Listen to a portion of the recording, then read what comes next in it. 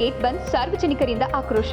ಚಿತ್ರದುರ್ಗದ ಸರ್ಕಾರಿ ಆಸ್ಪತ್ರೆಯ ಮಹಿಳಾ ಮತ್ತು ಮಕ್ಕಳ ಕೇಂದ್ರದ ಗೇಟ್ ಬಂದ್ ಮಾಡಿರುವ ವೈದ್ಯಾಧಿಕಾರಿಗಳ ವಿರುದ್ಧ ಸಾರ್ವಜನಿಕರು ಆಕ್ರೋಶ ವ್ಯಕ್ತಪಡಿಸಿದ್ದಾರೆ.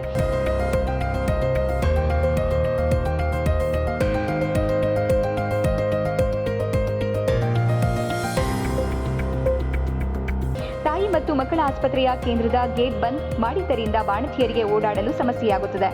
ಆಸ್ಪತ್ರೆಯೊಳಗೆ ಬರಬೇಕಾದರೆ 200 ಮೀಟರ್ ಬಳಸಿಕೊಂಡು ಬರಬೇಕು.